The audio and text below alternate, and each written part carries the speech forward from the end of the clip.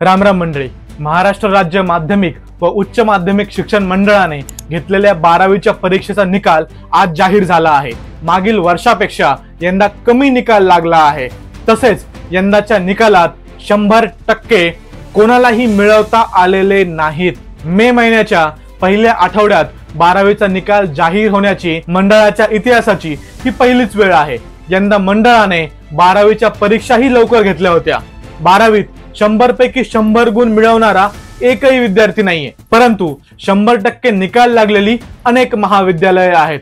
राज्यातील 1929 कनिष्ठ महाविद्यालयाचा निकाल 100% लागला आहे। त्यासोबतच 90 ते 99.99% निकाल लागलेली महाविद्यालये 4565 आहेत। महाराष्ट्र राज्यात 10,496 कॉलेजातून विद्यार्थी बसले होते। त्यात 0% निकाल लागलेली महाविद्यालये देखील आहेत।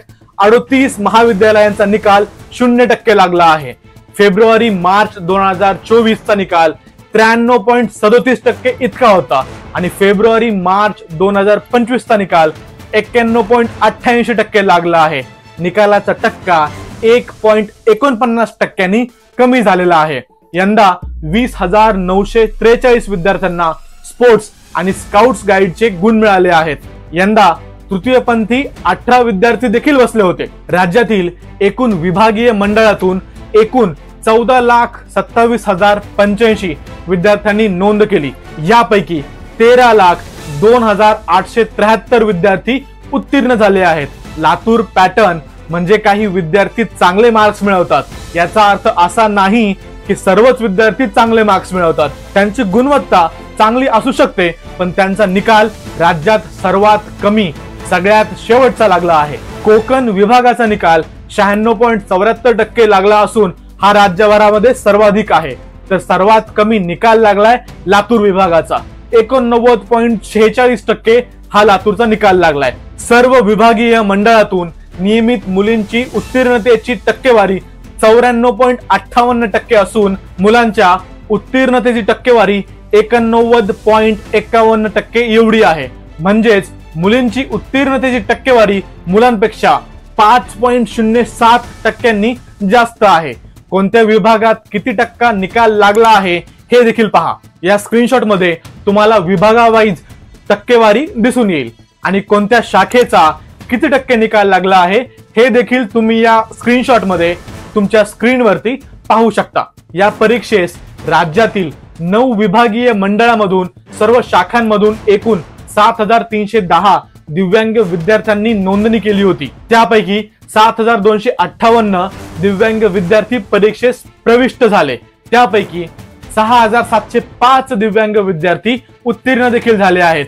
त्यांची एकूण उत्तीर्णतेची टक्केवारी 91.72% एवढी आहे। मित्रांनो, बीड मधील मस्साजोग गावचे सरपंच संतोष देशमुख यांची 9 डिसेंबर 2024 रोजी निर्घृण हत्या करण्यात आली होती।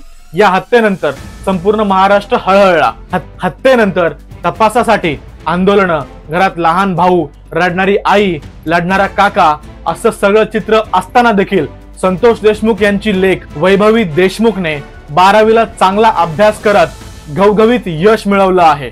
आज 12वीचा निकाल लागला असता वैभवीला 85.13% गुण मिळाल्याचं समोर आलेलं आहे। मित्रांनो, गेल्या काही दिवसांपासून 12वीच्या परीक्षेवेळी कॉपी करण्याची प्रकरणं वाढली आहेत। नवविभागीय मंडळात कॉपी प्रकरणी 124 केंद्रांवरती चौकशी करून त्यानंतर कारवाई केली जाणार आहे।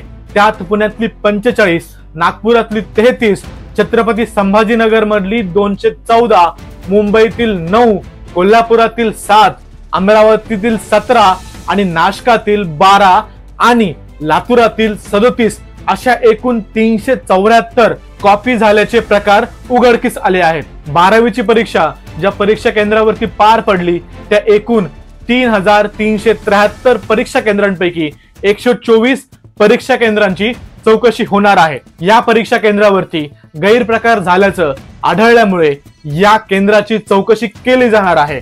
या चौकशी दरम्यान केंद्रांची चौकशी करताना केंद्रावर परीक्षेवेळी झालेला गैरप्रकार सिद्ध झाल्यास, त्रुटी आढळल्यास 124 परीक्षा केंद्र बोर्ड कायमस्वरूपी बंद देखील करण्यात येणार आहेत। तर असा होता 12वीचा या वर्षीचा निकाल।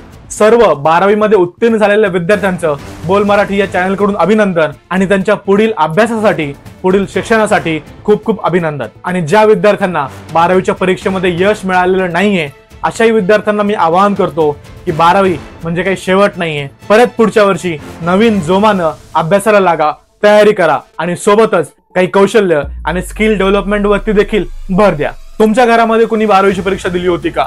जर दिली होती तर त्यांचा निकाल काय लागला मला कमेंट बॉक्स मध्ये नक्कीच कळवा। नमस्कार, जय महाराष्ट्र।